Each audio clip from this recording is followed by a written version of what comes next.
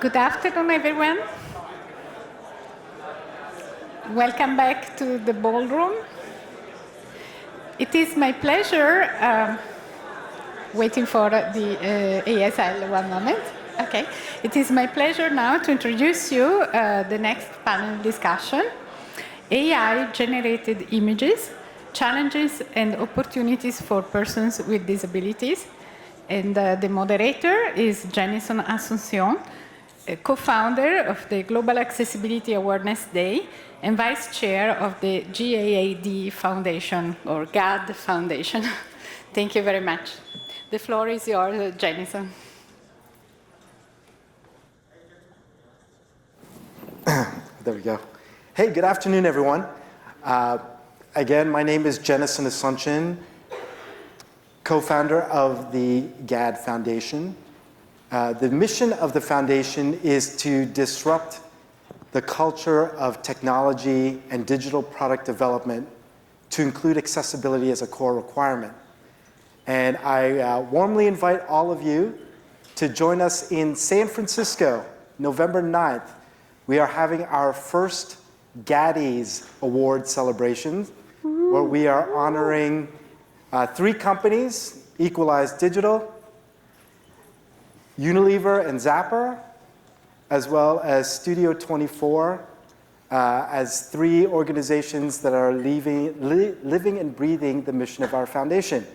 And to learn more about the foundation and all the work we're doing, please check out gad.foundation. So as Francesca said, we are here, as we have been for the last day and a bit, focusing on AI. And the focus here for this particular presentation is on AI-generated images. Now, as someone who's blind, I know some things about AI-generated images in terms of alternative text. But this panel is going to talk a little bit about that, but it is going to go more broader. We have an amazing panel here, and I'm going to ask my esteemed panelists to have a 1-minute introduction. We have one of our panelists who is joining us remotely, and I'm crossing my fingers that he is online. I haven't been told otherwise, so we're going to start with him first to do an introduction. So Sakeb, please introduce yourself. Hi, thanks very much. It's nice to be here. Thank you for accommodating me remotely. Yes, unfortunately, we could not be there in person due to unforeseen circumstances, but I'm Sakeb Sheikh, and I lead the senior project at Microsoft. And we'll hear much more about that later, but we're looking at how do we bring emerging technologies like AI to empower people with disabilities to even more. Wonderful. Thank you, Sakeb. And then we're just going to go down the line to my left. Sure. Great. Thank you. My name is Andrew Kirkpatrick, and I'm the director of Adobe's centralized accessibility team. We work with product teams across the board, as well as with some of our internal processes, procurement systems, to help ensure accessibility across all of Adobe's offerings, both for customers and employees. In addition, part of what I've done to introduce myself is that I've also worked on standards extensively, including being the co-chair and co-editor for the WCAG 2.1 standard. Thank you, Andrew. Hi, I'm David Berman. I'm an inclusive designer. Actually, I'm a graphic designer with a color deficit, and for 2 decades, I was terrified to mention that from stage because I assumed I'd lose all my clients. I was wrong. I also served as the ethics chair for the Society of Graphic Designers of Canada for over 10 years and developed their code of ethics, which ended up being adapted in over 12 countries. My book, Do Good Design, which is now available in 7 languages, talks about how we can work together to use design to design a better civilization. Thank you, David. And my name is Christopher Patno. I'm the head of accessibility and disability inclusion for this little startup called Google. You might have heard of us. And I'm out in EMEA, and my responsibility is to try to understand the needs of people with disabilities across Europe, Middle East, and Africa, to bring it inside to Google to make sure that we understand how to make our products platforms and services more inclusive. At the same time, making sure we are a place where people with disabilities can thrive and mess around with different kind of legislation and toys and things like that. My name is Susanna Loren, and I'm the only one on stage without notes, so I think I need to improvise, and everyone else is going to know exactly what they are going to say. So I'm the IAAP representative to the EU. I'm also chairing the standardization committee that tries to make sure that we have a good technical specification for, or many technical specifications for the European Accessibility Act. And I also do research from the Funka Foundation. So, and I think the research part is why I'm on this panel, or maybe to make the gender balance a little better. Wonderful. Thank you. And before we get going, I did want to publicly thank the fine folks at the American Council of the Blind who graciously took my call to produce my question set in Braille. So for those blind folks in the audience, Braille is in my hand, and of course, Braille is still alive and well. Thank you. All right, that was my political statement. Let's get going. David, please talk to us about the potential positives and challenges in working with images generated through machine learning. For sure. Thanks, Jennison. I feel that the main challenge we all face as accessibility specialists is simply not to repeat the past mistakes in human history where we've left people behind when crafting new tools. But let's start with the possibilities, because Jennison, you asked me to think of some examples. And so I asked myself, what becomes possible when we engage machine learning on the future of human visual communications? And as a designer, I think of images, I think of illustrations, but I also think of photos, emojis, logos, sketches, even those collections of clip art we call typefaces. And so consider this. Imagine you get a set of instructions from IKEA or from Lego to assemble a toy or a toy chest. And imagine the instructions you get are personalized. Magically, the diagrams, the wording, the illustrations, the color schemes are all personalized just for you based on what you've chosen to share about your vocabulary, your experience, your limitations, or how you simply prefer to learn.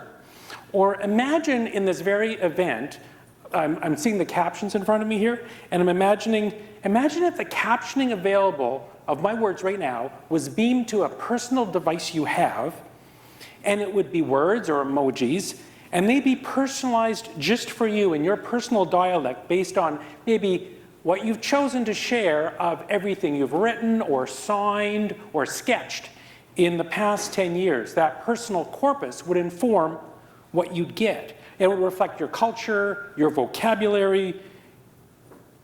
Now, that may seem crazy, but imagine like an AI native 4-year-old going into kindergarten for the first time in 2024. Those kids are growing up in a world where there never wasn't generative AI.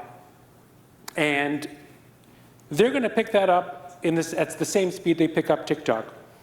And those captions I'm describing, I'm thinking of emphasis that goes beyond bold tags and EM tags. I'm thinking every word could be in a different typeface, a size, a color, an animation, an emoji. That visualization has no limits. I was also imagining those two guys from Brisbane, Michael and James, who invented NVDA. Imagine, they're both blind, imagine them drafting, sketching the next logo for NVDA. Picture this, or generate an image in your mind, if you will, of a whole new form of visual literacy for people with cognitive disabilities, or perhaps people whose first language is not a written language, or maybe for everyone. Jennison, imagine, just like we need to have alt text for every image, imagine a world where we have alt image for every text. Would that be cool?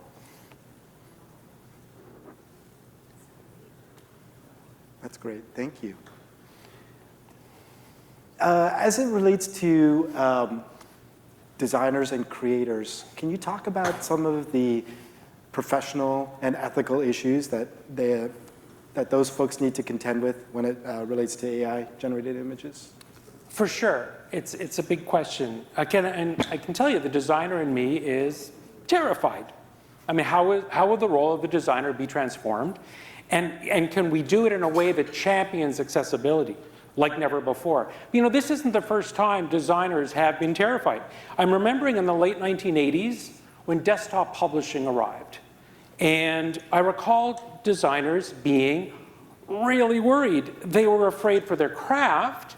They were also afraid for their jobs. And understandably, they were scared of like amateurs making lost cat posters in Comic Sans and making a mess of the design world. And it took a few years, but within a decade, the quality of design globally at all levels went way up.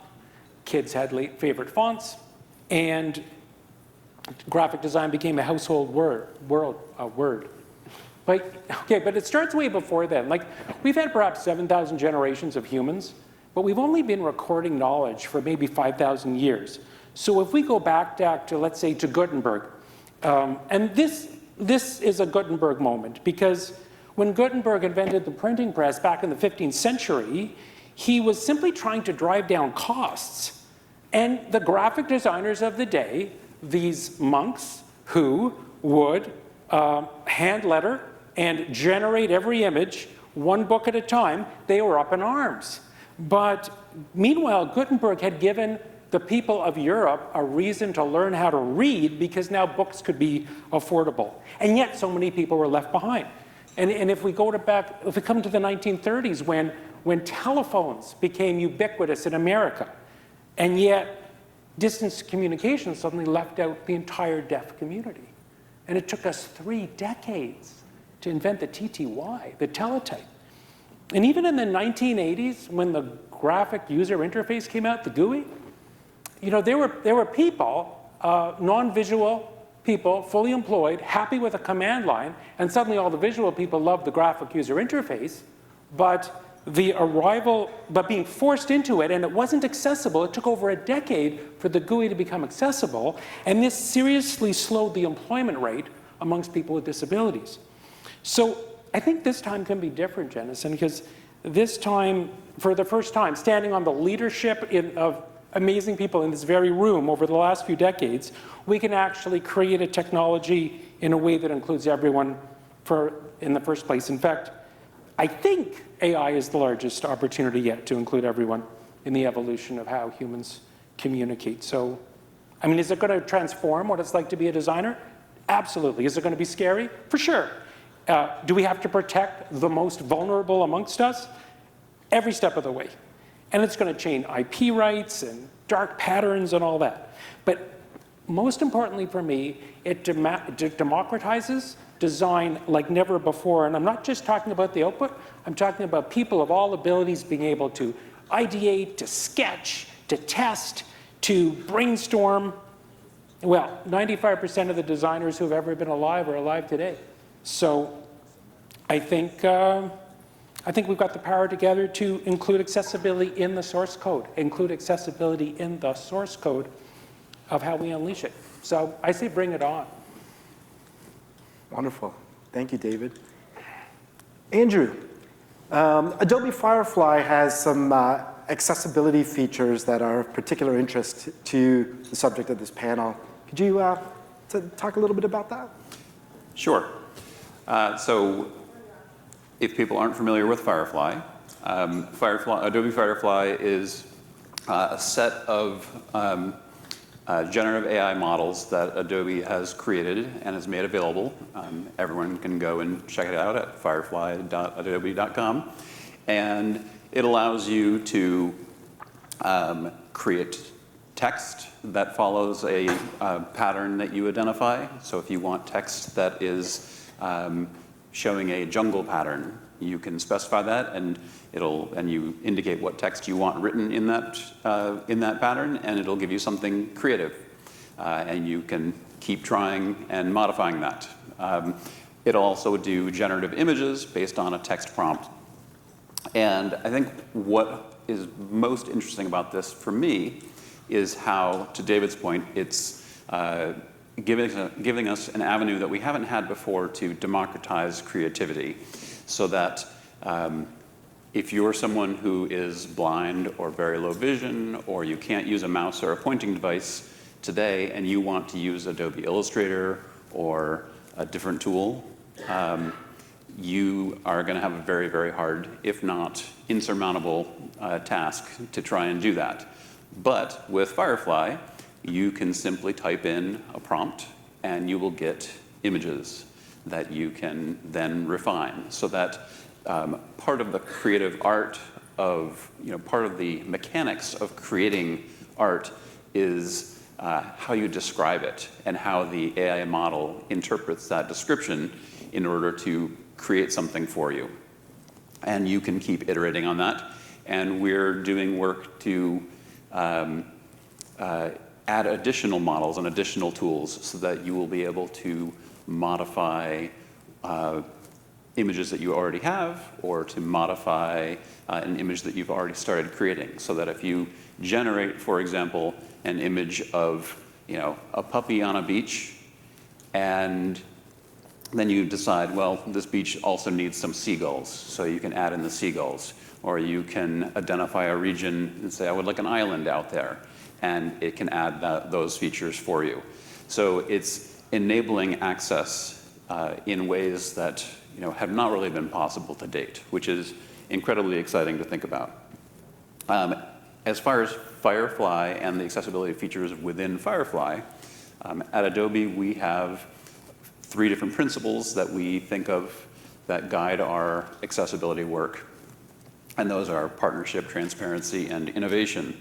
And I think that this really fits into, Firefly fits into innovation very well, but the partnership is that we want to really make sure that everybody can be involved in developing our tools, but then also in testing these tools. And if we're going to have generative images, we need to make sure that these stand up to scrutiny from people who are trying to generate images. We don't want inappropriate images to be generated, and inappropriate covers a lot of ground in terms of generative AI images, but obviously of particular interest to this audience is making sure that we're representing disability, and representing disability well. And I can assure you that there is more work to be done in this area, but this is part of the reason why it is so important.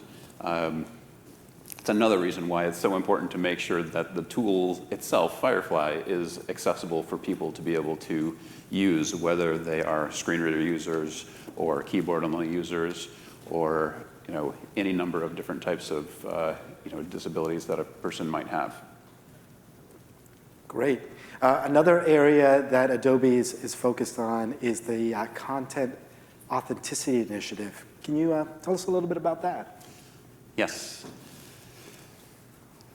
One of the big challenges that we have in the world today is, and with generative AI images, is that you can take something that is a bona fide actual image that someone has captured with a camera and change it. And so we have image deepfakes that can be happening, and we're making it ever easier to make these. And part of what's exciting about and very important as far as generative AI is the idea of being able to go back and forth between text and images and text. So I'm counting on AI to be able to help make sure that end users can get access to information, and potentially even to be able to query additional information from an image through AI, so that if there's an image that is shared, whether it's on Instagram, Facebook, email, a user can find out deep information about that. And the risk is that a user may be told something that's in an image, and it's told by an authoritative source, the AI. It's telling you that this is absolutely a picture of, the President of the United States doing something that you wouldn't want the President of the United States to be doing. And the question that we all need as citizens, as people, is to know, is what we're seeing, is what we're hearing true? And this is where Content Authenticity Initiative comes in, because what Adobe has been doing with this initiative, and it's a coalition of about 800 or 900 different companies around the world that are collaborating to have a system to add embedded metadata to images. And what this metadata does is it captures the provenance of that image, so that if you're questioning whether an image is true or not, you now have metadata that you'll be able to look at and to be able to tell, okay, this metadata indicates that this has been modified in Photoshop, or this has been modified with Firefly. And it gives end users the ability to determine for themselves whether they trust that resource or not. And I think that that's one of the main things that we really want. Much as we have nutrition labels when we buy food, we want to have a nutrition label for images that we're consuming online, because we want to know what's in that image, and was this, is this a fresh vegetable that was taken from the field and it is, pure and healthy, like a photograph that comes directly from a camera, or is it something that has been changed in different ways and maybe doesn't actually exist? So I think that this is where the Content Authenticity Initiative is really going to help us, for all citizens, but it's very, very important to my team and to Adobe to make sure that this is, helping make that this is possible for all users to be able to get access to that type of information. Great, thank you so much. Susanna, you've worked on the We for Cluster project, a project that I just learned about by virtue of you joining the panel. But could you share with the audience what the focus of that was as it relates specifically to images? Yes, so thank you. So the We for Cluster, We for Authors Cluster project was I can't say it myself, but it was, we were building a cluster of content management system producers or suppliers and also editors, trying to make sure that the industry players work together to solve accessibility kind of at the core instead of doing remediation afterwards. So it was an EU-funded project, and we did loads of things, and really the heroes of that were, of course, the suppliers. But one of the things that we wanted to do was to make sure that the web authors or the content creators get more support from the content management systems. And one of the criteria we were trying to work on was, of course, the alternative text. That's kind of, if people know one thing about accessibility, that tends to be, because it's the first criteria of WCAG, I think that's where people, they read that and then they fall asleep or give up. So that's why that's the most famous one, I think. But so we wanted to try to fix that, and we worked with, at that time, this was a couple of years ago, so we didn't have all the kind of the strings and the muscles and all of that in what is now in the image recognition, so it was a little bit more blunt at that time. But still, the potential was there, of course. And what we did see was that many of the web authors we worked with, they were very negative towards having an auto-generated image, especially the ones that knew anything about accessibility. They said, no, we need to do it. I need to feel what the purpose of the image is, and it became kind of an artistic discussion of things. But in reality, most web authors don't know or don't care, or I don't know, but they do not provide alternative text. So we were thinking there must be kind of the volume here is what we want to achieve, kind of raise the quality of. So when we started providing these, so auto-generate image descriptions, and we did user testing with all these web authors from across Europe, we saw that if they got a kind of half bad alternative description automatically, they actually went in to change it, because they didn't want the bad description to be there. Obviously, that seems to be a human thing. That is not correct. That's not what I want to say with this picture. So then they did change it. And if we didn't generate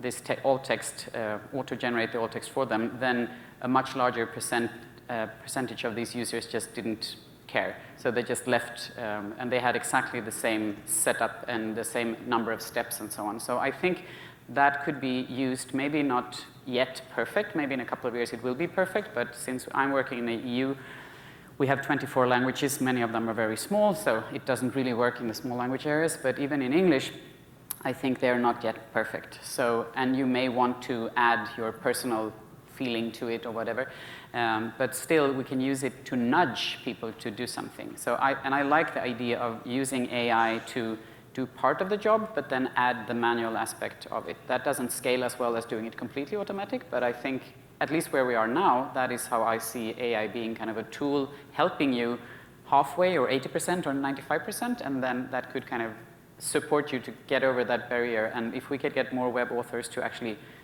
provide alternative text, I think we've come a long way, at least with that small proportion of what accessibility is about.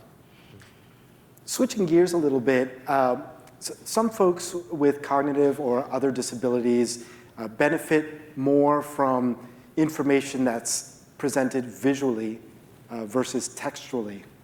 I know you have some thoughts about that. Could you share that with us, or those with us? Yes, I'm all with David on the alt image, and that is something we have been promoting for a long time. But according to OECD, in Europe, around 20 to 25% of the grown-up population in the European countries cannot read an article in a newsletter, a magazine, paper, and answer control questions afterwards. So 25% do not read well.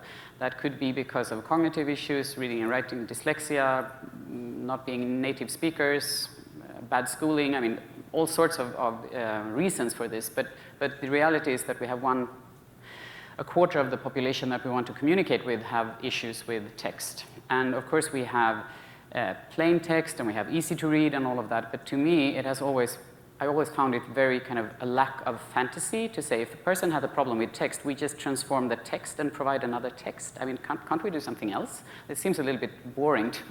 And so we did a huge research project many years ago. It was funded by several different funding instruments, and we did this in different batches with end-user organizations, and trying to make sure that professional people who are experts in writing plain language or easy to read, we tested both, and really try to work with text as much as possible to see how far we could get. And if we had a proportionate cohort of people reading, so people who claim to be good readers, and then all the other readers in the group proportionally spread out, and different ages as well, then we couldn't reach more than 50 to 60% of the readers with text. No matter what we did with the text, we couldn't get over 60%. So and when we added images or illustrations or diagrams or videos or something visual, 20 to 30% more people understood this. And then we added audio, and that was another 10%. So if you combine this in what we called multimodality, so providing more than one format at once, that is really the way to provide as good accessibility as possible. So we are really promoting to do not do only one thing. To me, accessibility is about choice. So don't go with text only, do text and something else, and try to do that as much as possible. And where we have seen this most recently when it comes to this AI connection here is with communicating with people with autism, where I have a friend with autism who always claims that she thinks and speaks in pictures. And in the beginning, when I got to meet her, she didn't write at all. But after a while, we kind of invented a way of writing emails to each other using images. So we have stolen a lot of images from the internet. I'm so sorry, but it's only two-person communication. Nowadays, there are better free sources out there as well. But we communicate nowadays with very few words and a lot of images. And it's absolutely fantastic how this has helped her to communicate not only with me, but also communicate with many other people, and also doing presentations and being in panels and so on. And this has given her kind of a tool, a way to communicate. And we have tried this also in research with other people with similar impairments and so on, and it works really, really well. And of course, there's so many perspectives on this, people with intellectual disabilities, where you can work with icons and illustrations, and and with autism, more kind of personal images and so on. But if AI could support people to create images or find images even that are free to create their own personal way of expressing themselves, this would be a fantastic tool. I haven't seen that happen yet, but I think we have the potential because the technology is there, and somebody just need to put these things together, and we would have something that would really support communication for, I think, a wide range of users. Thank you. I suspect there's at least one or two really, really, really smart people in this room who are always talking about wanting to do a startup. There's your idea right there. Thank I'll support it. Yeah. Thank you, Susanna. Christopher, can you please share with us your perspective on the inclusion of people with disabilities in AI models today? If I may, I'd like to your point, the M&D Association of the UK has actually recently announced a plan, an experiment using AI to allow people with MND to express themselves. So we're starting to see some really interesting things in this space. So to check out what the MND Association is doing in the UK. Back to your question about the inclusion and representation of people with disabilities. Jeremy Andrew Davis, about a couple months ago, did a TikTok when he went into Midjourney and tried to show me pictures of people with autism. And he did 100 times, and 100 times they were young, white, male, dour, dark, depressing, not representative of the community in almost any way. And this has to do with everything that Jutta was talking about today. So if you didn't have a chance to see Jutta's keynote this morning, it touched me in a really profound way. And what I got out of this is as a deep appreciation of the challenge that we have to do this right. The opportunities are tremendous, but we have to do this creatively, thoughtfully. Progress at the speed of trust is really, really important. But how do you get there is really the interesting question. Because if you don't engage because you're scared, we're never going to be able to move this forward. So we have to learn how to work together thoughtfully, respectfully, to create the models, to create the data sets, to have something that allows us to learn together how to make this representation, to make the ideas possible. So what we need to do is we can't be afraid. We have to get engaged because it's already wrong today. I don't know who made it. It wasn't us because we don't really do that kind of thing, but it's there. And what's interesting to Andrew's point about the veracity of images in the future when it comes to having to make sure they're valid, this is cool for the people who participate, but if you're a non-governmental actor trying to cause problems, they're not going to add this framework in to say, is this valid or not? So we really need to be thoughtful of how we create imagery that represent us. We need to be thoughtful how we develop technology for us, because it's wrong today, but we have to engage to be able to make it right in the future. Thank you. Just extending the conversation and talking a little bit more broadly, what is your perspective on, in general, on the evolution of AI technologies? So taking this sort of up a level from generative AI, I mean, this has been around since the 1950s. It has been evolving for generations, literally, of humans. It's been generations, and it's been changing. But what's really exciting is we're at this point where the change is fast enough, and the technology is strong enough, and the form factors are evolving fast enough that we're going to create a completely new way of interacting with each other, let alone with AI. So for me, as an example of where I get most excited is I've done a lot of work in VR. And what I'm really excited about in VR is being able to have a screen reader for three-dimensional space. So there's no DOM, there's no tree to describe. You have to actually see a tree and describe what the tree is. But you need to describe the tree in time, in context. If there's someone standing behind a tree in a game, you don't want to talk about it because it's probably part of the linear narrative. So now you have a storyline that you have to include as you come up with this real-world screen reader. So someday hopefully we'll be able to get and solve this problem. And then you take away the virtual world, and now you have the real world, wearing a pair of glasses, but now we have computer vision, and now we have the ability to describe the real world using the same heuristics we learned in the virtual world. So we learn in VR and we experience in the real world, but now we have high performance location, we have 5G, so we have low latency technology, we have real-time accuracy, and of course the permission and willingness to share this information about yourself. But now we have the opportunity to help someone who is blind explore the world and browse. Go get lost and not be worried that you're not going to be able to find your way back. For me, this is what the excitement of AI really is. It's the ability to do things you couldn't do before because you're being supplemented with technology that was thoughtfully designed, that was thoughtfully created in concert with the community, and then we get to have fun. That's great. Thank you. Sakeb, seeing AI is a much loved and much lauded app within and among the blind community. And now, before you get a wave of new downloads after you talk here, could you talk a little bit about what Seeing AI is for the uninitiated and some of the features that relate to AI-generated images? Thank you so much for the kind words, absolutely. And yeah, why not? Go to seeingai.com and download it. But you talk about seeing AI as a mobile app. Sometimes I think of it more as a mission.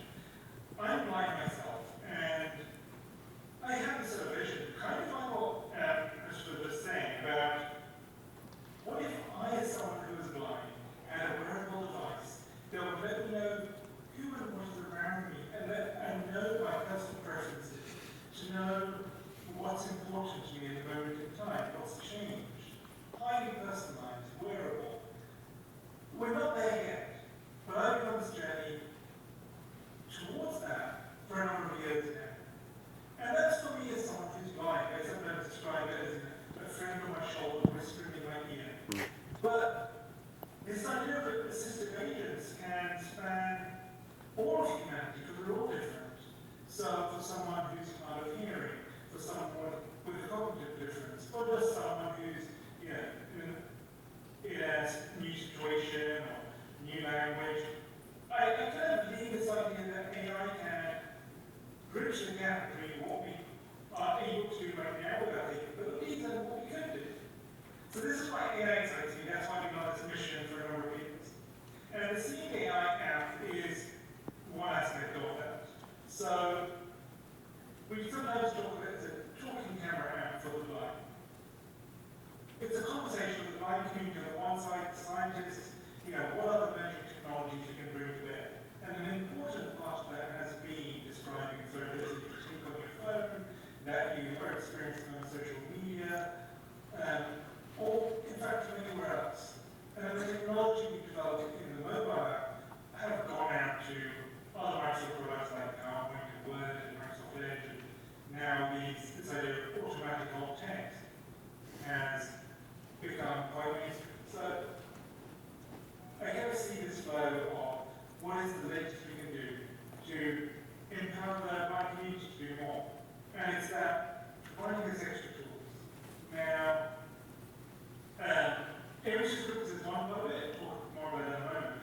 But we've also been looking at how do you let blind people teach the system so they're more included, and how do you use augmented reality to help someone navigate in 3D space, and so many exciting things. But yeah, I think let's focus on image descriptions, which I think is it's a game changer. And with the recent enhancements in generative AI, we can do so much more.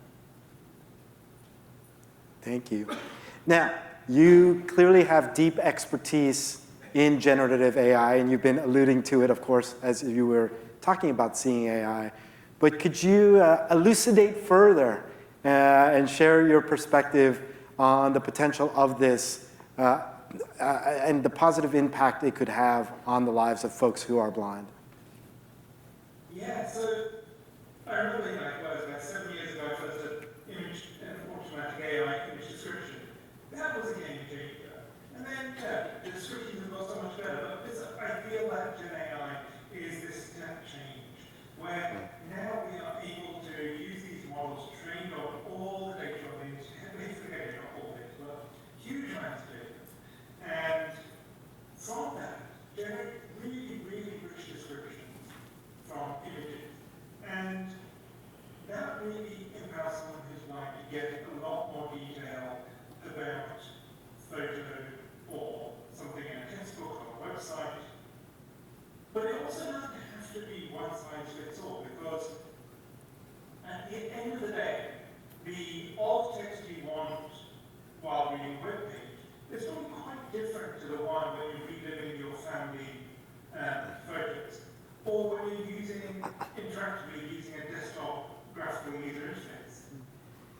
quite different.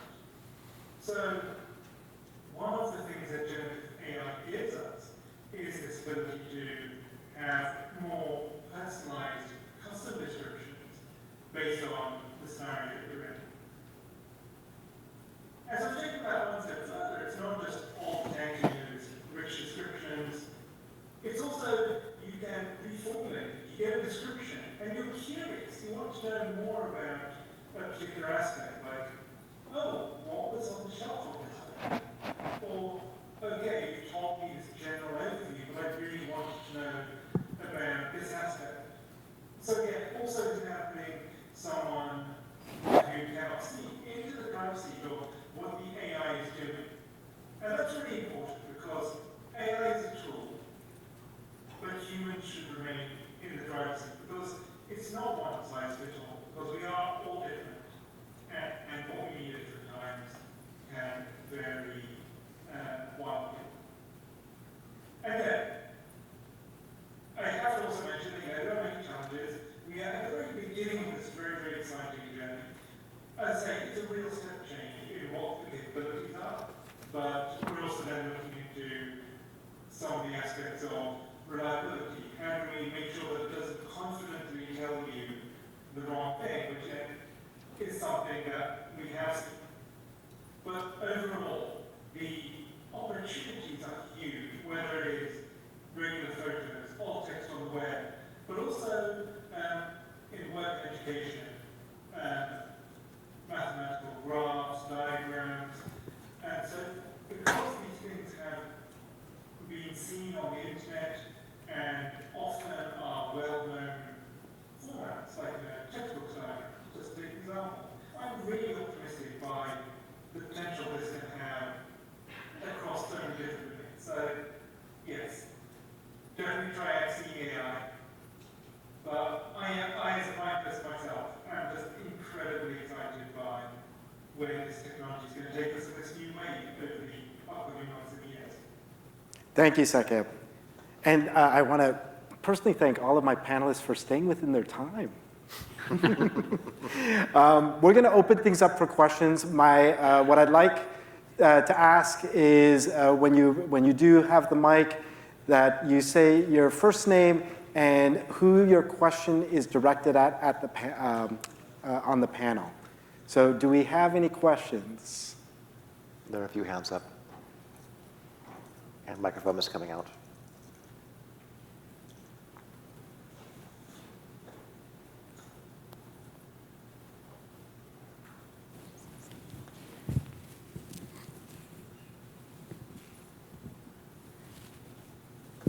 Hello, my name is Kelsey. I am a UX researcher, and my question is for Chris about your comment on inclusion and representation, and also Andrew about your content authenticity statement.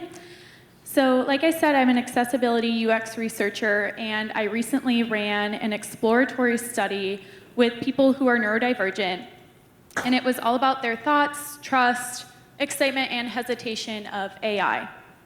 We had quite a mix of feedback, but a majority of them commented that they fear a targeted discrimination because of an assumed vulnerability for having this disability.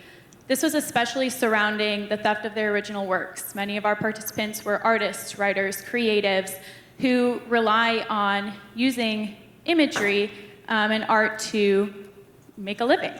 So my question is, how do you plan to make a specific effort to protect this population, to perpetuate their creative autonomy while also continuing to represent them? And how can you relay that so that the disability community actually knows about it and is aware of these efforts? Thanks, Kelsey. And we'll start with Christopher. Wow, what a question. And I'll solve world peace at the same time. The challenge is understanding the depth of the problem and where these biases come from. So it has to be done in concert with the community, and we can't fix what we don't know to be broken. So what we have to do is identify situations where things are being done wrong, identify the cause of it, whether it's algorithmic, whether it's data sourced, and then work together to try and solve it. It takes intention. It takes effort, But unfortunately, it does also take intention and effort from every single provider of these AI technologies. So that it's this multifactorial problem times a number of different organizations that are building these tools. This is really hard. This isn't something that a Google can solve, or a Microsoft can solve, or a Meta can solve. It really needs some kind of conversation of what is the right answer for this, and that it can be applied across the different organizations that are making these models. It can't be just one company making these changes. Thank you, Christopher. Andrew. Yeah, thanks for your question, Kelsey. So as far as what the Content Authenticity Initiative would do for these individuals, if they're using a tool that supports the ability to add this information, like Adobe Illustrator, then they would be able to have that embedded metadata in there that is basically a digital signature that is indicating that it is an authentic resource. And someone still could take that image and turn and sell it to Jennison and say, this is mine. Jennison would need to know to go and look to see whether there's any credential information that gives information about where this image came from, or whether it has since been modified. So there's layers of problems that are part of this.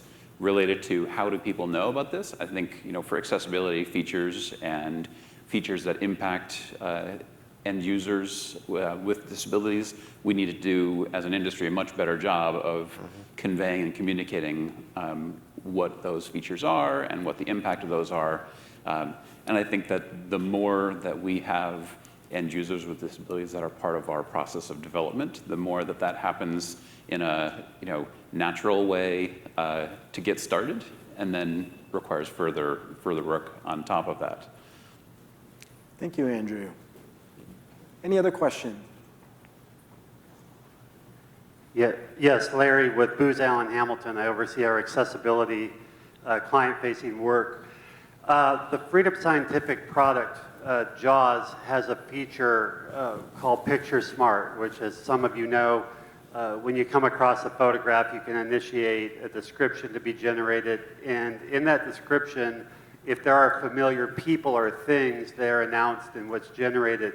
I'm wondering if there's been any thought as to how to maybe standardize some sort of shared library of photos that might be like descriptions that might be able to be used across technology platforms and other types of devices that would really follow that sort of paradigm.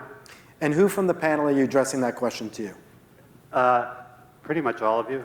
Well, let me choose. Let me ask Susanna maybe if you had some comment on that. I have no? I don't know any initiatives covering that, so. Okay. No. Sakeb, did you hear the question? Yes, it is. And it is a great idea in the sense that, how do you make what these models can recognize more standard? And certainly codifying standards, policies, making sure that we're conserving privacy. But up for a challenge always, can we get all the players in the world to come together to have this way that the things you want to recognize in your images can be recognized regardless of what kind of AI the software you're using leverages. If I understand the question correctly. May I add something?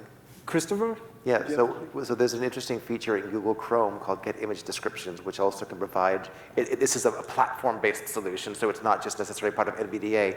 So as long as you can use Google Chrome, whether in Chrome OS or the different platforms, you can get these kind of image descriptions today. And these have gotten better over time, but to Andrew's point, people don't know about these features. So we could have the world's greatest features. If no one knows about it, no one is helped by it.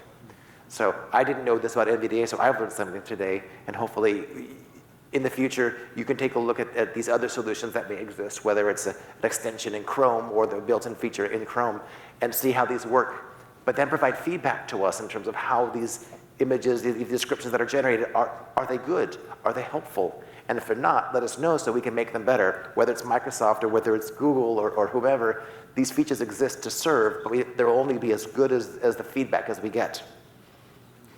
David or Andrew, do either of you have any thing to add to this? I'll just back up what Christopher said, which is that I think there's the strong possibility that different accessibility tools, different browsers will be using their ability to generate great descriptions and great alternative text as a feature, so that it's. I'm not sure, Larry, if your question was so much about storing alternatives that have been generated in one circumstance that could be then used by others.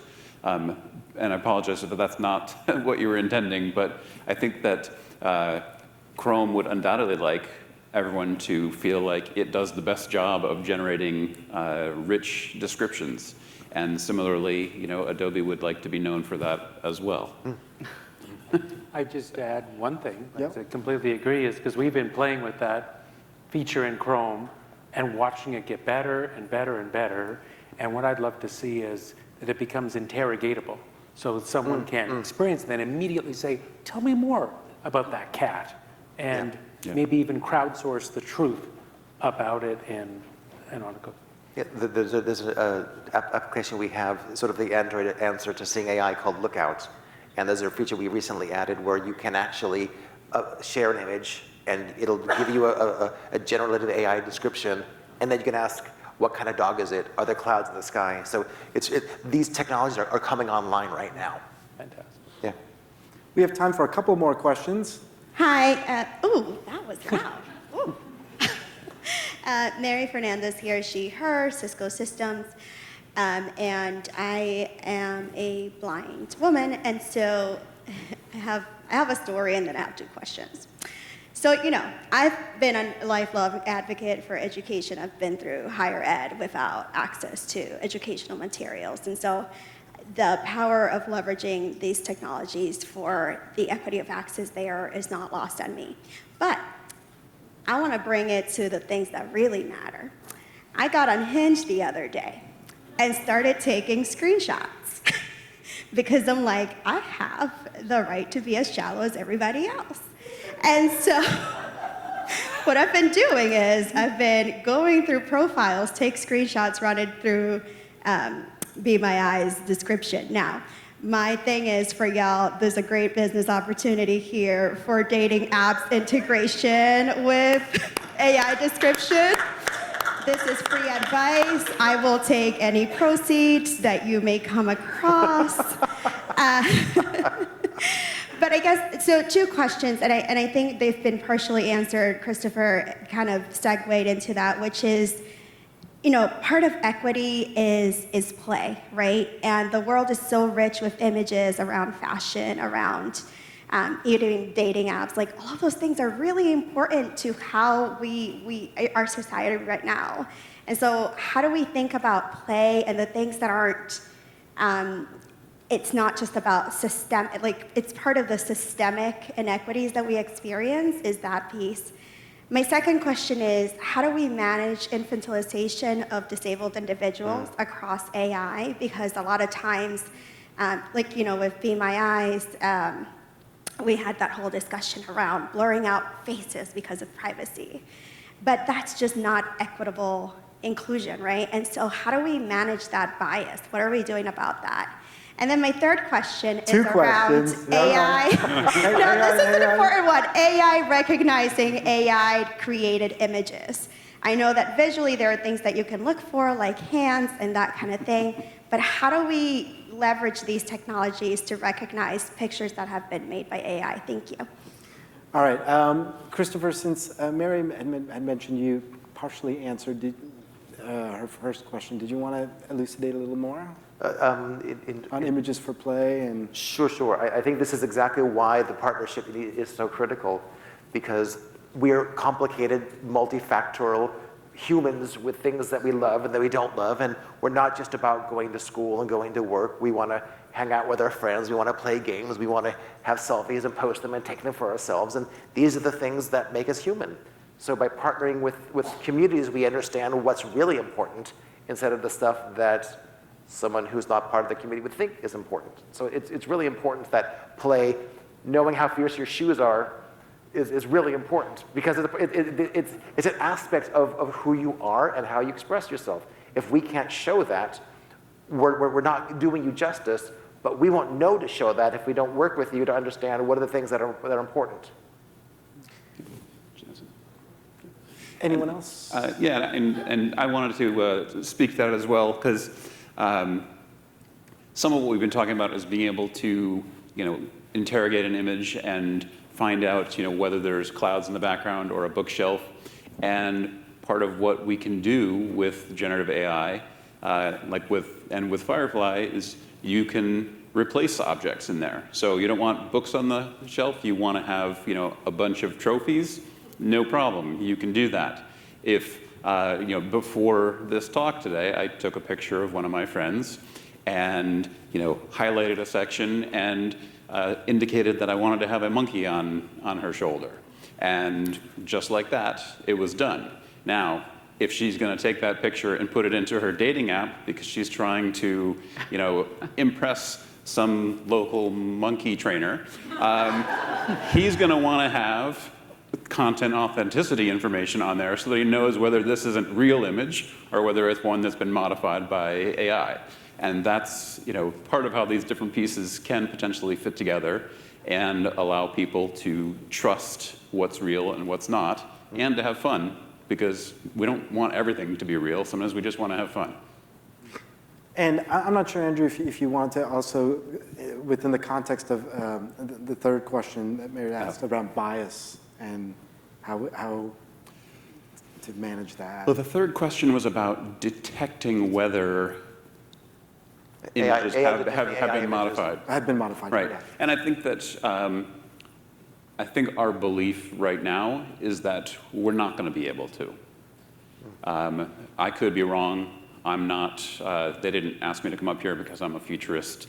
But this is part of why, with the Content Authenticity Initiative, we're looking for a mechanism for people to make a positive affirmation of what is true and how they can prove it, as opposed to detecting whether something has been modified, because it feels like that's a never-ending arms race that is going to ultimately be something that is going to be unsuccessful in order to be able to say, yes, that is definitely a faked image. So that's kind of what underlies the creation of this initiative that we have. Great. We have time for one more quick question. Hi, Jenison. It's Sally from Apple. It might be a quick question, but it might not be a quick answer. I'd like to ask Saqib and Andrew, do you think that Gen AI can solve for the problem of context when it comes to testing for accessibility or auto-generating image descriptions? That's something I don't think that's been covered a lot in discussions, and as we know, things can be very different based on the context within the page they are delivered in, or an app, or in any different environment. Sure. Maybe I'll ask Saqib to take this first. Yep. Yeah, I'm very optimistic on this, because as I mentioned, you don't want one-size-fits-all descriptions. And here we have, as you gave the example of text on a web page, but also of an individual, where are they located, what are they doing, what have they done in the past, and what are their personal preferences. And so I'm very optimistic about this idea that descriptions the whole purpose of the description is to serve the human who's consuming it. So, highly personalized descriptions is very exciting. Okay, can you squeeze in one Hang on, comment? we'll let Andrew, if he wanted to make a comment. Yeah, and Sally, I think it can. I'm not going to give you a timeline for that. Oh, go on. But No, depending on where that, what the context for when that description is generated. If it's generated, at an authoring time, It's quite possible that web content that you experience in the future may be assembled by AI more than it is assembled by an individual author, so that there's pieces being brought from different places, and so the context has to be established in that way.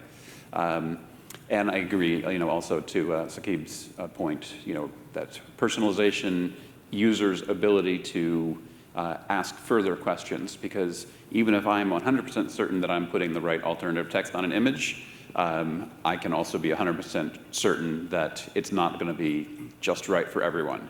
So I think that's another great capability that we'll get is to be able to have users ask additional questions.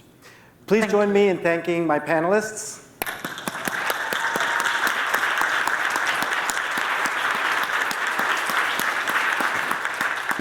Thank you. Thank you, Jennison. Thank you to the panelists for this great session.